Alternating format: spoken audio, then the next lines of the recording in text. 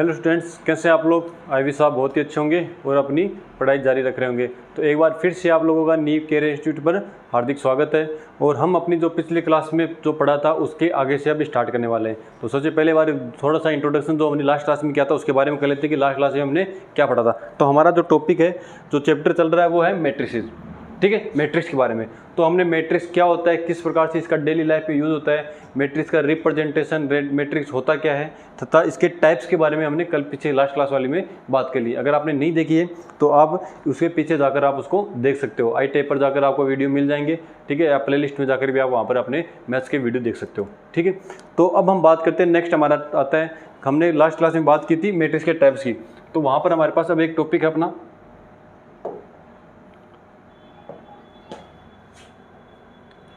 Matrix की equality. Equality of matrix.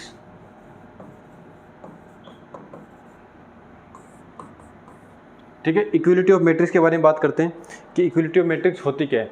कि equality तो नाम से पता चल रहा है, मैट्रिक्स की समानता। ठीक है, समानता। समानता किसकी? मैट्रिक्स की। समानता मैट्रिक्स की मतलब अगर आपके पास कोई दो मैट्रिक्स दिए हुए हैं, ए और बी, आपके पास दो मैट्रिक्स इस प्रकार से ए इक्वल टू बी, तो इन दोनों के लिए कंडीशन है कि हमने मैट्रिक्स के बारे में पढ़ा। ए मैट्रिक्स जो है आपका ए आई जे के फॉर्म में होगा, और अगर इसका प्रोडक्ट है, जो ऑर्डर है वो है एम क्रॉस एन। इसी प्रकार बी आई जे मैट्रिक्स को हम लिखेंगे बी आई जे, और इसका ऑर्डर अगर हम पी क्रॉस क्यू ले रहे हैं, इसका ऑर्डर पी क्रॉस क्यू ले रहे हैं, तो इसके लिए हमारे पास मेन कंडीशन ये होनी चाहिए कि यहाँ पे आपके पास जो एम है वो इक्वल टू पी के, एंड जो एन है वो इक्वल टू किसके होना चाहिए? क्यू के, तथा एंड आपके पास जो ए आई जे है वो इक्वल टू किसके होना चाहिए? बी आई जे के। ये कंडीशन प्रायोरिटी है, मेन है कि अगर आपके पास कोई दो मैट्रिक्स इक्वल हैं तो उनके ए आई जे एम क्रॉस एन, उनका जो ऑर्डर है वो भी सेम होना चाहिए, और जो उनके एलिमेंट्स हैं, सारे के सारे एलिमेंट जो संगत अवयव की बात करेंगे वो समान होने चाहिए। जिस प्रकार से ए और दो बी, तो कोई मैट्रिक्स ले रहा हूँ मैं, ए मैट्रिक्स ले लिया मैंने, ए बी सी और डी। इसी प्रकार से बी मैट्रिक्स लिया मैंने, बी इक्वल टू 1 2 3 4, और ये दो मैट्रिक्स अलग अलग है। इसका मैं ऑर्डर की बात करूँ तो ये 2 क्रॉस 2 की है, और ये भी 2 क्रॉस 2 की है। ठीक है, तो अगर आपको बोला जाए कि ए इक्वल टू बी है, अगर आपको ये बोला गया है कि ए इक्वल टू बी है, तो यहाँ से आपके पास किस प्रकार से होगा कि यहाँ पर अगर आप वैल्यू निकालना चाहो, ये जो वेरिएबल्स हैं उनकी न्यूमेरिकल वैल्यू निकालना चाहो, तो ए इक्वल टू आपके पास क्या हो जाएगा? 1 हो जाएगा।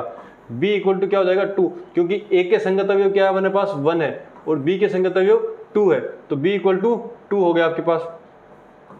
सी इक्वल टू 3 आ गया, और डी इक्वल टू आपके पास हो गया 4 हो गया। ठीक है, इस प्रकार से कोई भी दो मैट्रिक्स है, उनकी इक्वलिटी चेक करने के लिए सबसे पहला काम उनका ऑर्डर सेम होना चाहिए। ऑर्डर सेम होने के बाद में हम देखेंगे कि उनके जो संगत अवयव है, एलिमेंट्स है, वो एलिमेंट्स भी सेम होने चाहिए। कि जैसे अगर A11 वाला एलिमेंट है तो वो B11 के इक्वल होना चाहिए, A12 का है वो B12 के इक्वल होना चाहिए, A13 का एलिमेंट है, आप इसको लिखना चाहोगे तो हमने लास्ट क्लास में बात की थी इनके बारे में कि आपके किस प्रकार से आएंगे। तो जो ये वाला एलिमेंट है वो आपके पास A11 कहलाएगा, ये वाला है जो B12 हो जाएगा। ठीक है, या आप इसको A12 ले सकते हो, ये आपके पास है A21, और ये हो जाएगा A22। इसी बार अगर हम नेक्स्ट वाले की बात करें तो ये आपके पास क्या है? ये B11 हो जाएगा, ये B12 हो जाएगा, ये B21 है, और ये B22 हो जाएगा। ठीक है, तो आपको यहाँ से कंडीशन ये है कि A11 जो भी है वो किसके इक्वल होगा? B11 के। A12 है वो किसके इक्वल होना चाहिए? B12 के।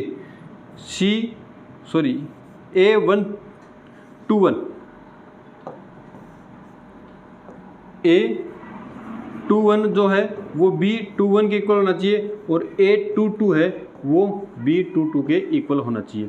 अगर ये वाली कंडीशन सेटिस्फाई कर रहा है तो दोनों मैट्रिक्स को हम क्या बोलेंगे कि दोनों मैट्रिक्स आपकी इक्वल है। ठीक है, आगे होगा समझ में, हमने एग्जांपल से भी देख लिया।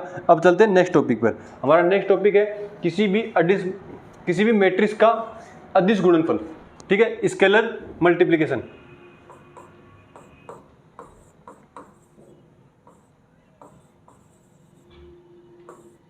स्केलर मल्टीप्लिकेशन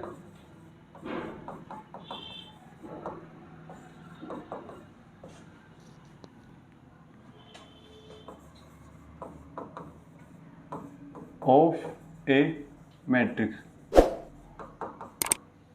ठीक है, scalar multiplication of A matrix. Scalar का मतलब होता है कोई भी अदिश राशि, कोई भी अदिश राशि, ठीक है, स्केलर वैल्यू कि अगर उससे हम मैट्रिक्स का मल्टीप्लिकेशन कराएं तो उसकी वैल्यू क्या आएगी। कि जैसे हमारे पास कोई मैट्रिक्स दिया हुआ है ए, उसकी बात कर रहे हैं, वो आपके पास है 1 2 3 4 5 और 6, ये आपके पास है।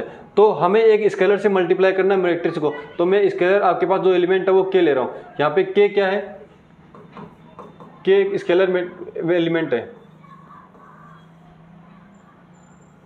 ठीक है।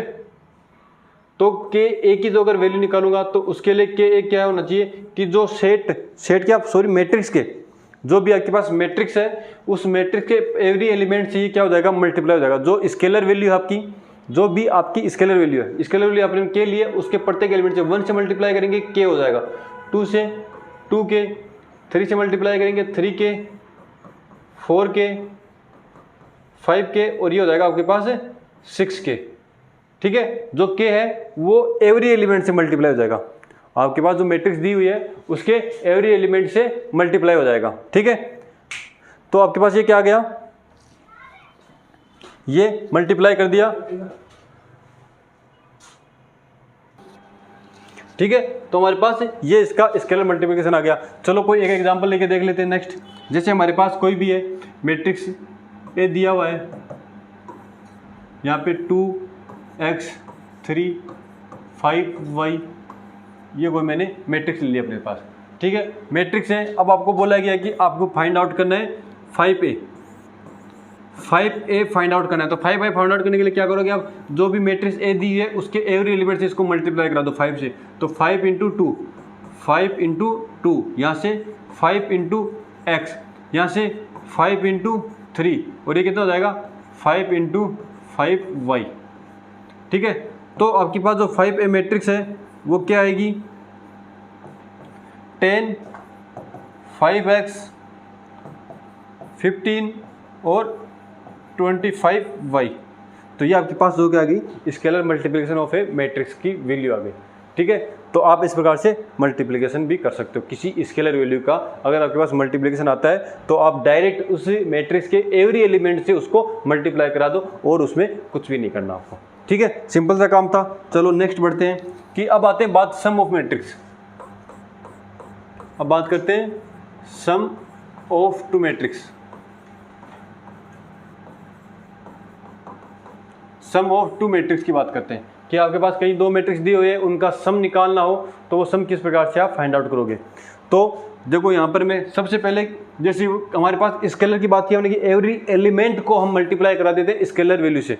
ठीक है, जो भी आपके पास अदिश राशि होती है उससे मल्टीप्लाई करा देते हैं। अब हमारे पास अगर किसी भी दो मैट्रिक्स का सम निकालने के लिए उसके लिए अपने पास ये कंडीशन है कि अगर आपके पास दो मैट्रिक्स है ए एंड बी, तो ए के जितने भी एलिमेंट है उसके संगत एलिमेंट्स, ठीक है, उसके जो भी संगत एलिमेंट है बी के, ए और बी के जो भी संगत एलिमेंट है उनको आपस में जोड़ देंगे। जो भी ए तथा बी मैट्रिक्स है उनके संगत एलिमेंट है उनको आपस में जोड़ देंगे। तो उन प्रकार इस प्रकार से जो आपके पास वो नया मैट्रिक्स मिलेगा वो क्या हो जाएगा ए और बी का सम हो जाएगा। ठीक है, ए प्लस बी। तो इसको देखें, अगर हम मैथमेटिकली फॉर्म में देखें एक बार तो इसको हम क्या लिख सकते हैं ए आई जे प्लस इसको लिखेंगे बी आई जे। आपके पास हो गया इस प्रकार से। तो नेक्स्ट देखो क्या आएगा, अगर हम यहाँ पे वैल्यू देखें तो a11 plus b11, a12 plus b12, a13 plus b13। मैं 3 × 3 की मैट्रिक्स लेने की कोशिश कर रहा हूँ। एक a21 plus b21, a22 plus b22, a23 plus b23। ठीक है, इस प्रकार से बन गया। तो अब नेक्स्ट है अपने पास a31 plus b31, a32 plus b32, a33 plus b33। आपके पास ये 3 × 3 की मैट्रिक्स होगी। ओके, तो अब आपने देखा होगा कि मैंने इस प्रकार से ऐड कर दिया। अगर आप इन मैट्रिक्स को अलग अलग लिखना चाहो तो मैं यहाँ पे लिख देता हूँ। ए आपके पास जो मैट्रिक्स बनेगी वो क्या है a11, a21, A31, A12, B22, sorry A22 और A32, A13, A23 और A33, ये मैट्रिक्स है।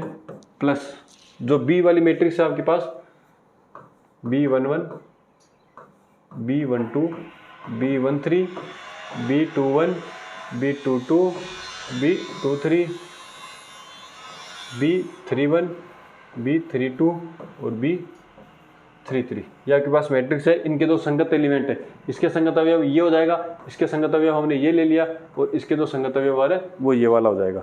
इनको आपस में ऐड कर देंगे, ठीक है। अब यहाँ पे देखो एक मेन पॉइंट यहाँ से निकल के आ रहा है, क्या ऑर्डर बी इनका सेम होना चाहिए। ऑर्डर के बारे में बात करते हैं कि अगर हम किन्हीं भी दो मैट्रिक्स का ऐड कर रहे हैं, सम कर रहे हैं, तो उनके लिए क्या हमारे पास जो मैट्रिक्स है उनका ऑर्डर सेम होना अनिवार्य है या नहीं, ठीक है, जरूरी है नहीं।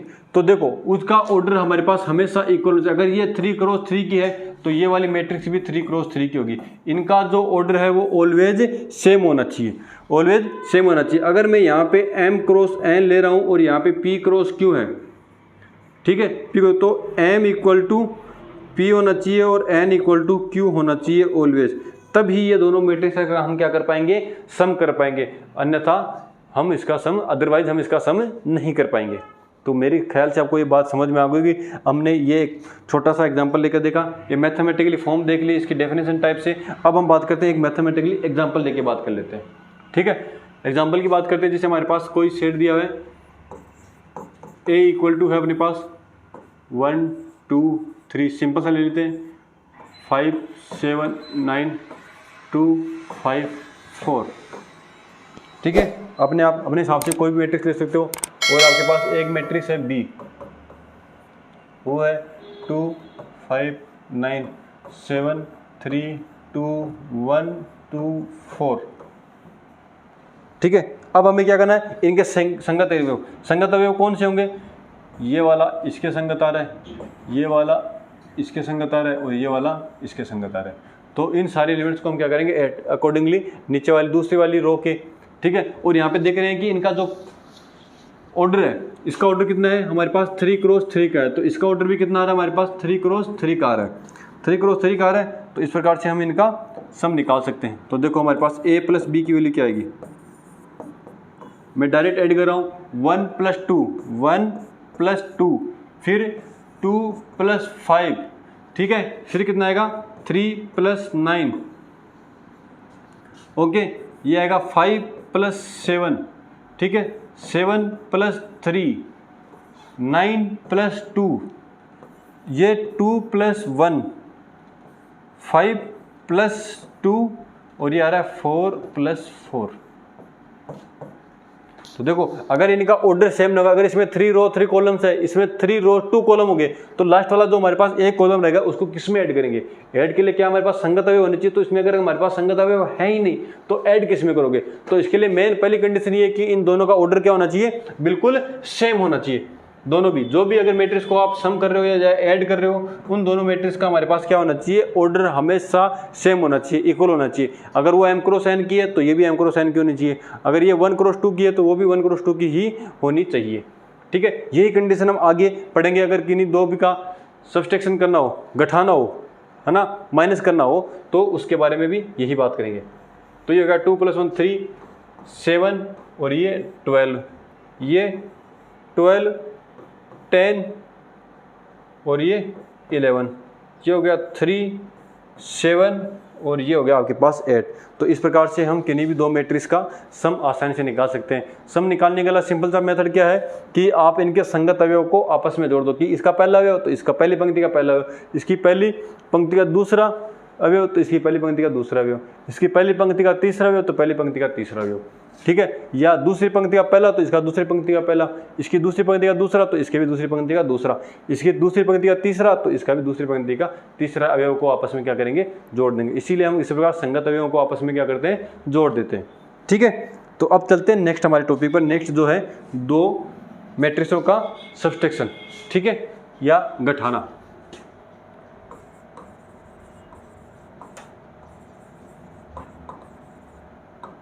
सब्सट्रैक्शन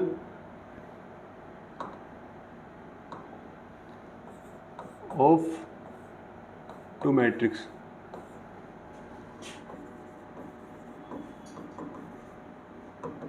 ठीक है, सब्सट्रैक्शन किस प्रकार से करेंगे, जैसे देखो a माइनस बी है, ये क्या हो गया, दो मैट्रिक्स का सब्सट्रैक्शन हो गया। अब इस सब्सट्रैक्शन को देखो हम इजी वे में अगर यहीं से सोल्व करना चाहे तो आसानी से इस प्रकार सोल्व कर सकते हैं कि हमने इसका स्केलर प्रोडक्ट पढ़ लिया, तो मैं इसको ऐसे लिख सकता हूँ a प्लस माइनस बी। ठीक है, नॉर्मल अगर हम कैलकुलस पढ़ते हैं तो उसमें यही करते हैं a प्लस माइनस बी। अब यहाँ पे माइनस क्या है, b के मल्टीप्लाई में, तो मैं इसको ऐसे लिख सकता हूँ a plus minus one into b. ठीक है, आप b को माइनस वन से मल्टीप्लाई करो और उसमें ऐड कर दो, तो ये आपके पास क्या हो जाएगा, दो मैट्रिक्सों का सब्सट्रैक्शन हो जाएगा। ठीक है, तो इस प्रकार से ये वैल्यू क्या बन जाएगी, a माइनस बी की। आप इस प्रकार से भी कर सकते हो। वही सेम कंडीशन इसके लिए प्रॉपर्टी कि अगर ये p क्रॉस q का है तो ये भी p क्रॉस q का होना चाहिए, मतलब दोनों का ऑर्डर क्या होना चाहिए, ऑलवेज सेम होना चाहिए। अगर ऑर्डर सेम नहीं होगा तो हम दोनों को ना तो सब्सट्रैक्ट कर पाएंगे ना ही ऐड कर पाएंगे। ठीक है, तो चलो इसका भी एक एग्जांपल करके देख लेते हैं। जिस प्रकार से पीछे वाला लिया था हमने, a माइनस बी निकालना है, a हमारे पास दिया हुआ है, इसमें छोटी वाली ले लेते हैं इस बार, 2 5 9 11। b आपके पास मैट्रिक्स ले रहा हूँ 0 3 7 13। आपको क्या करना है, a माइनस बी निकालना है। ठीक है, a माइनस बी के लिए क्या करेंगे, 2 माइनस 0 2 5 माइनस 3 2 9 माइनस 7 2 और 11 माइनस 13, तो यहाँ पे आ जाएगा माइनस का 2। ठीक है, अब देखो इसको आप ये भी लिख सकते हो, 2 बाहर कॉमन ले लिया, स्केलर मैट्रिक्स है 1 1 1 और ये माइनस 1। ठीक है, ये स्केलर प्रोडक्ट। अब यहाँ पे इसके साथ में अगर मैं माइनस भी लूँ, यहाँ वाली एलिमेंट वैल्यू है माइनस बी करना था, मैं इसमें ऐसा कर सकता हूँ कि माइनस बी से इसको माइनस वन से इसको अगर मैं मल्टीप्लाई करवाता हूँ, अगर मैं इसको माइनस वन से मल्टीप्लाई करवाता हूँ, इसको मैंने माइनस वन से मल्टीप्लाई करवाया, तो ये सारे एलिमेंट क्या हो जाएंगे, नेगेटिव में हो जाएंगे। और फिर यहाँ पे इनको घटाने के बजाय मैं क्या करूँगा, जोड़ दूंगा। तो देखो ये माइनस 0 2 माइनस 0 ये आएगा, 5 माइनस 3 5 प्लस माइनस 3 तो 2 ही आएगा। यही वैल्यू हमारे पास आएगी उसके बाद में भी, अगर हम इसको इस प्रकार से करते हैं जो मेथड की मैंने बात की है। ठीक है, तो इस प्रकार से आपके पास क्या होगा, इसका सब्सट्रैक्शन भी हो गया। ठीक है, तो हमने आज क्या पढ़ा, मैट्रिक्स का सम पढ़ लिया, मैट्रिक्स का सब्सट्रैक्शन पढ़ लिया, और मैट्रिक्स के जो होता है आपके पास उनकी इक्विलिटी, उनके बारे में बात कर लिया। ठीक है, और लास्ट क्लास में हमने बातें की थी उनके टाइप्स के बारे में, तो वहाँ पर हमारा एक टॉपिक रहता है ट्रेस निकालना। ठीक है, उसके बारे में बात करते हैं। Trace of A matrix.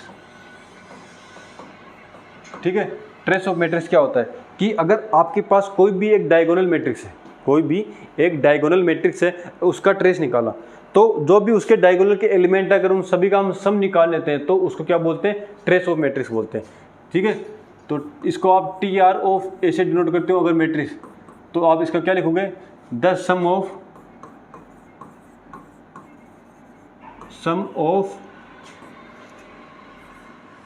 All element of a diagonal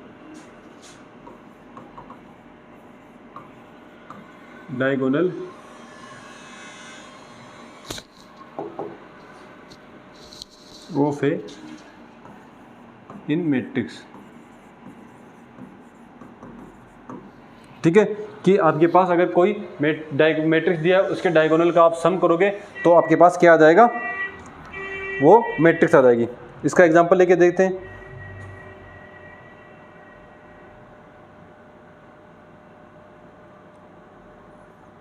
ठीक है, अगर इसको हम फॉर्म में लिखना हो तो T R of A mathematical form में लिखना हो तो हम क्या करते हैं, इसको समेसन ए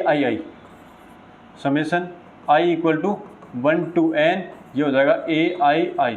मतलब ए आई मतलब कि जो यहाँ पर वन डायगोनल की बात करें तो डायगोनल में क्या होता है, डायगोनल कहाँ पर बनती है कि जिसका आई और जे दोनों की वैल्यू क्या होती है, सेम। तो मैंने यहाँ पे आई ले लिया और आई 1 to n के लिए आपके पास। ठीक है, तो इस प्रकार से आपके पास कोई भी मैट्रिक्स होगी उसका डायगोनल आप इस प्रकार से निकाल सकते हो। तो देखो मैं कोई एग्जांपल ले रहा हूँ आपके सामने।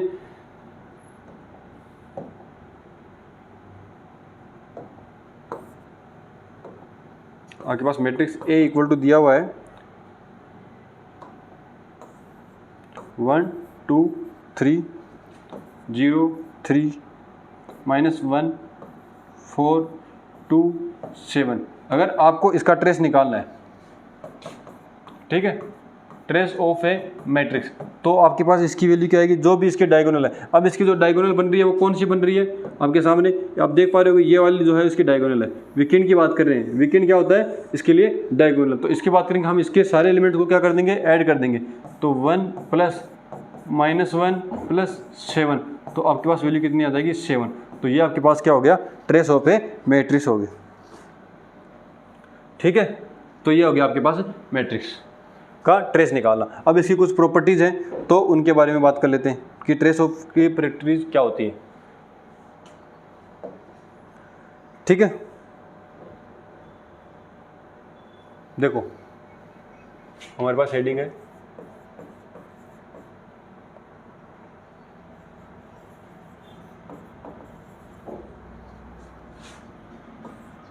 Properties of trace.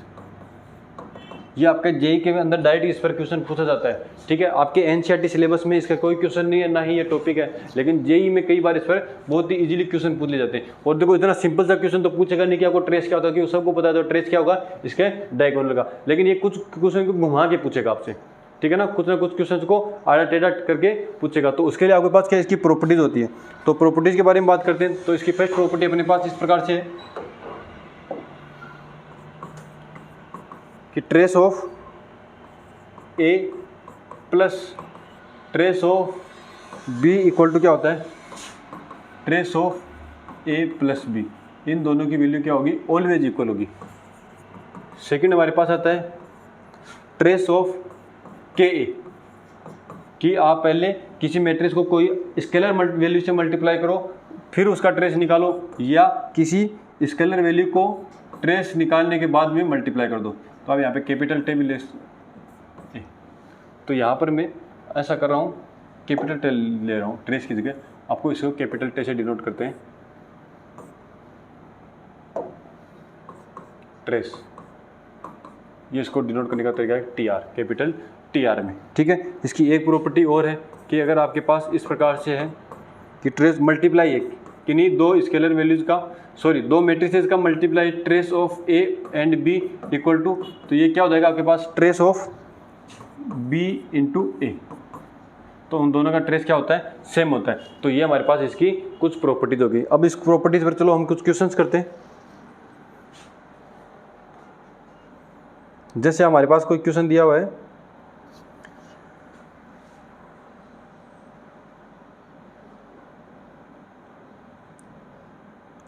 हमारे पास दिया हुआ है, क्वेश्चन की बात कर रहे हैं, a + 2b, if a + 2b equal to 1 6 5 2 - 3 2 - 3 3 0 3 1 और आपके पास एंड 2a - b। तो मैं थोड़ा नीचे लिख लेता हूँ इसको, and 2a - b equal to आपके पास दिया हुआ है 2 2 0 -1 -1 1 5 6 2। और आपको इसमें पूछा गया है कि then trace of A plus trace of minus trace of B minus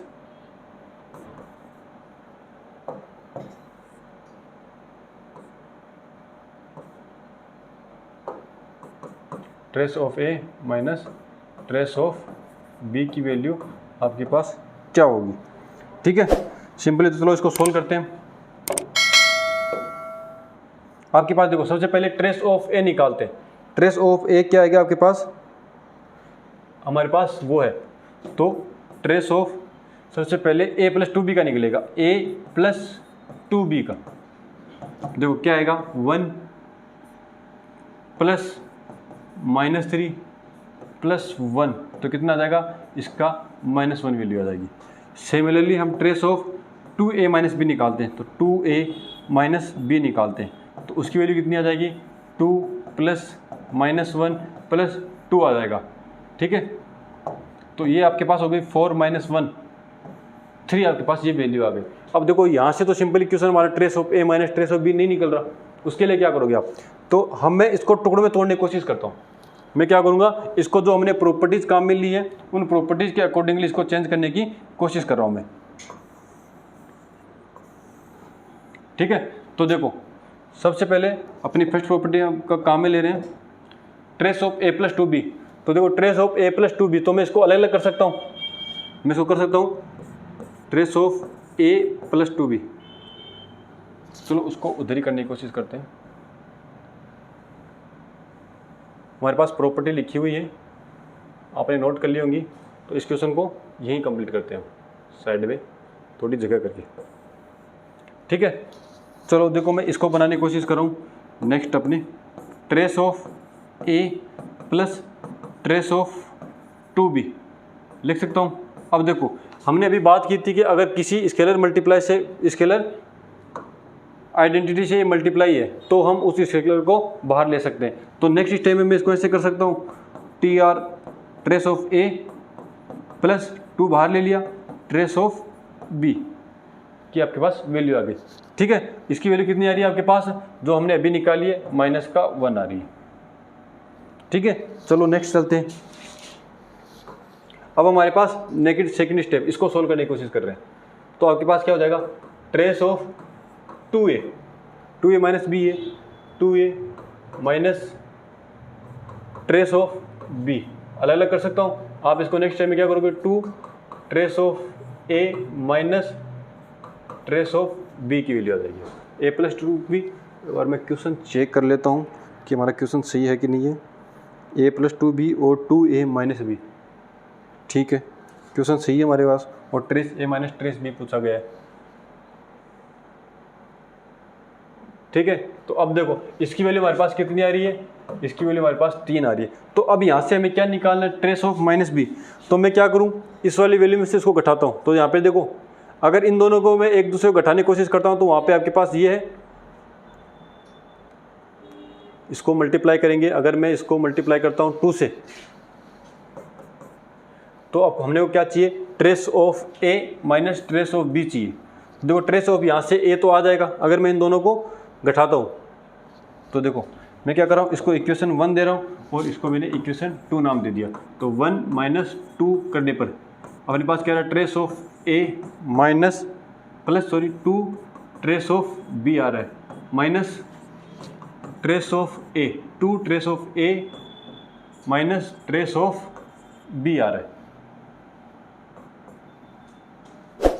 ठीक है, तो यहाँ से देखो ट्रेस ऑफ a ये आपके पास है, वैल्यू कितनी आ जाएगी, यहाँ पे माइनस का 2 है तो minus trace of a, minus का ट्रेस ऑफ a आ जाएगा, और यहाँ पे प्लस का 2 है तो वहाँ से प्लस का ट्रेस ऑफ b की वैल्यू आ जाएगी, इक्वल टू देखो यहाँ वाली वैल्यू इक्वल टू में 3 था और यहाँ पे -1 है, तो मैंने माइनस किया तो -1 + 3, तो अपने पास वैल्यू कितनी आ गई। अब यहाँ पे देखो माइनस का साइन है, तो अंदर अगर मैं पूरे माइनस साइन कर दूँ, trace of a minus trace of b equal to इधर 2 बचा अपने पास, तो क्या हो जाएगा -2, तो अपने पास ये क्या हो जाएगा, इसका आंसर हो जाएगा। तो trace of a minus trace of b किस प्रकार से निकालोगे, आप इस प्रकार से निकालोगे। ये आपने पहले नहीं पढ़ा होगा, एनसीईआरटी का आपका टॉपिक है नहीं, ये आपके जेई में इसके डायरेक्ट क्वेश्चन आ जाते हैं। अब देखो डायरेक्ट सिंपल क्वेश्चन तो आपको इस प्रकार से देगा तो ट्रेस तो पूछेगा नहीं, क्योंकि वो सब आप आसानी से निकाल सकते हो। ठीक है, तो कुछ थोड़ा घुमा फिरा के कोई कंडीशन या प्रॉपर्टी का यूज के प्रकार से आपको क्वेश्चन देगा, तो इस प्रकार से आप ट्रेस के क्वेश्चन आसानी से निकाल सकते हो। ठीक है, तो आज के टॉपिक में हम इतना ही करते हैं। नेक्स्ट हमारी क्लास आएगी, उसमें हम 2 मैट्रिक्स का मल्टीप्लिकेशन पढ़ेंगे और न्यू मैट्रिक्स को किस प्रकार से जनरेट किया जाता है, कि अगर हमें i और j के रूप में कोई फंक्शन दिया जाए, अगर आपको i और j के रूप में कोई फंक्शन दिया जाए, जैसे aij इसके इक्वल i + j अपॉन में 2, अगर ये फंक्शन दे दिया या इसका होल स्क्वायर, और i और j के लिए आपको कंडीशन दे दी। i और j का मतलब होता है जो उसके मल्टीपल उसका ऑर्डर होता है, ऑर्डर m × n है, m × n, तो ऑर्डर दे दिया जाए और आपके पास ये aij दी जाती है, aij का वैल्यू दे दी जाए, तो आप किस प्रकार से नई मैट्रिक्स का जनरेट कर सकते हो उसके बारे में भी हम अगली क्लास में पढ़ेंगे। तो ठीक है, आज के लिए इतना ही। धन्यवाद। जुड़े रहिए न्यू करियर इंस्टीट्यूट से। Thank you.